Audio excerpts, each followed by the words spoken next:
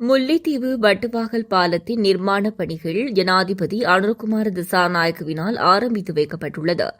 ஜனாதிபதியாக பதவியேற்று ஒரு வருட காலம் பூர்த்தியாவதை முன்னிட்டு முன்னெடுக்கப்படும் செயற்றிட்டங்களின் ஆரம்ப நிகழ்வுகளை ஆரம்பித்து வைக்க ஜனாதிபதி வடக்குக்கு விஜயம் செய்துள்ளார்.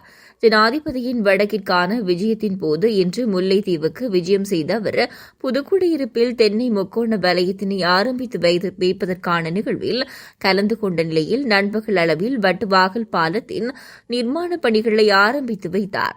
மிக நீண்ட காலமாக கோரிக்கையாக இருந்த வட்டுவாகல் பாலத்துக்கான நிர்மாணப் பணிகளை ஆரம்பித்து வைக்க வந்திருந்த ஜனாதிபதியை முல்லைத்தீவு மாவட்ட அரசாங்க அதிபர் உமா மகேஸ்வரன் அவர்கள் வரவேற்றிருந்தார். தொடர்ந்து பாலத்துக்கான நிர்மாணப் பணிக்கான பெயர் பலகையை ஜனாதிபதி திறந்து வைத்து மக்கள் மத்தியில் உரை நிகழ்த்தினார்.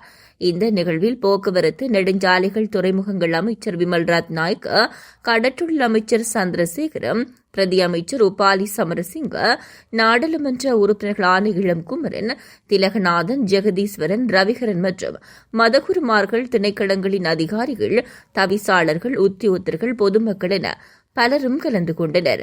தென்னைப் பயிர்ச்செய்கையினை ஊக்குவிப்பதற்காகவும் பொருளாதாரத்தினை மேம்படையச் செய்யும் நோக்கிலும் இந்த செயற்றிட்டம் வடமாகாணத்தில் 16,000 ஏக்கரில் செயற்படுத்தப்பட உள்ளது.